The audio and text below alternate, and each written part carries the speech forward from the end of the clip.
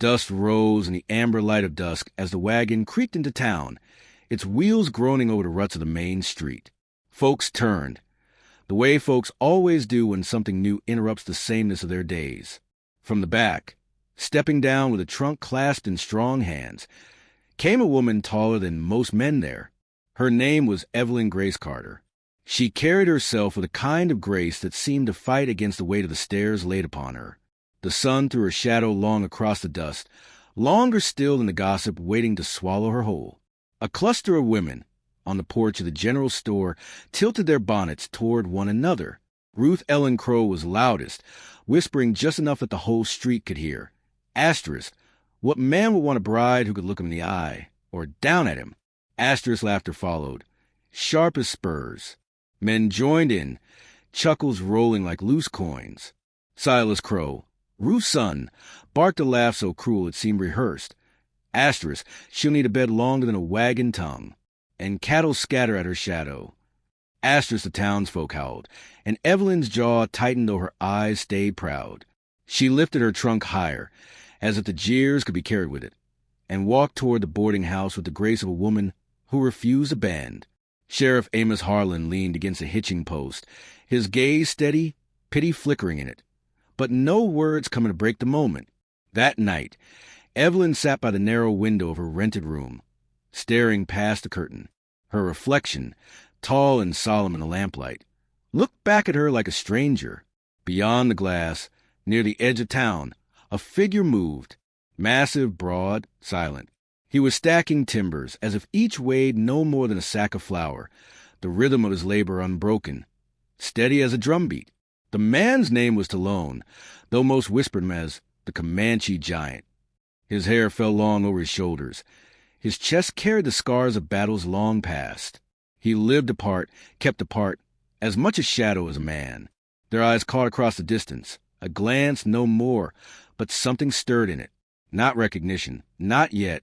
Perhaps only the quiet ache of two souls who had been measured and found strange by the world. The days grew heavier with loneliness. Evelyn offered sewing to the ranch wives, but they scoffed at her stitches. She carried scraps of bread to little Jonah, a ragged orphan who lingered near the livery. He clung to her skirts as though sensing that she, too, was unwanted and yet unwilling to cast him aside. Night she tried to write letters back east, but her hand trembled, the words of shame too bitter to send. Each evening, from the corner of her eye, she watched the giant work, hammer rising and falling under the moon, sweat shining on his skin, his silence as certain as the earth. One morning, she opened her door and found a bundle of firewood, neatly split, stacked as if measured by a carpenter's square. The logs were heavy, far too heavy for any ordinary man to have sat there without a sound.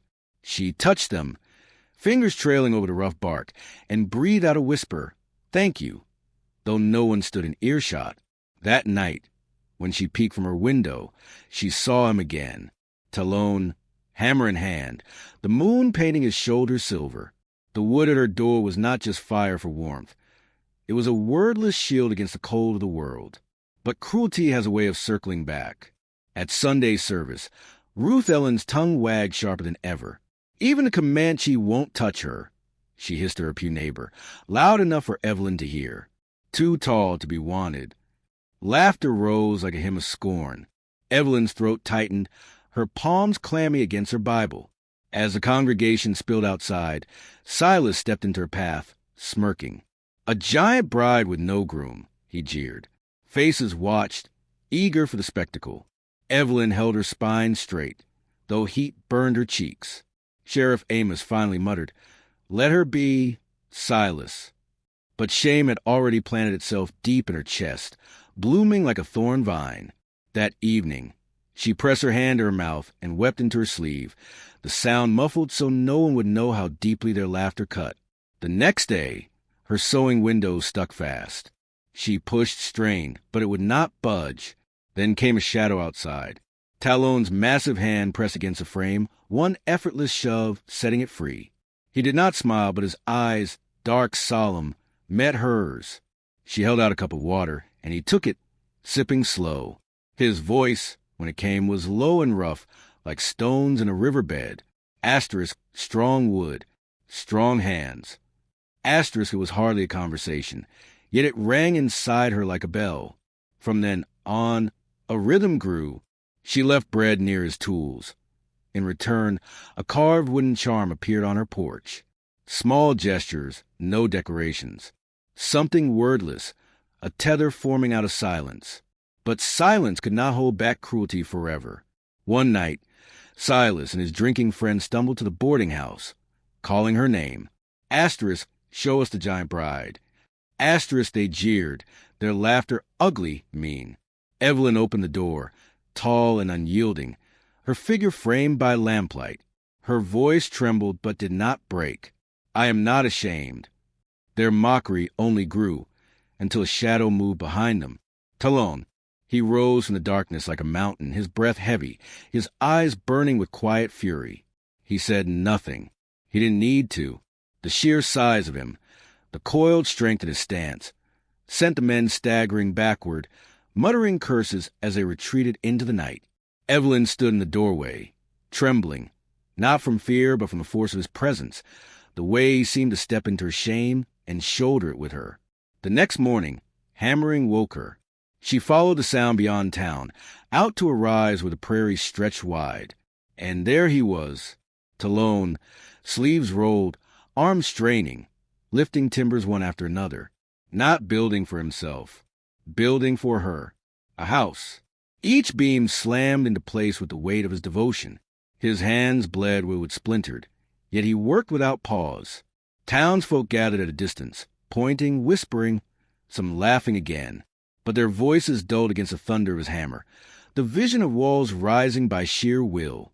Evelyn stepped forward, her eyes wet, her breath catching. She pressed her palm to the rough timber. You build more than walls, she whispered. Asterisk, you build a place for me. Asterisk. Talon's voice came slow, deep as the earth itself. Asterisk, you stand tall. You need walls that stand tall with you.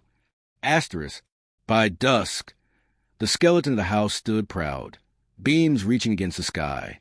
Evelyn stood in its doorway, her frame haloed by the sunset, no longer the subject of laughter, no longer the bride without a groom.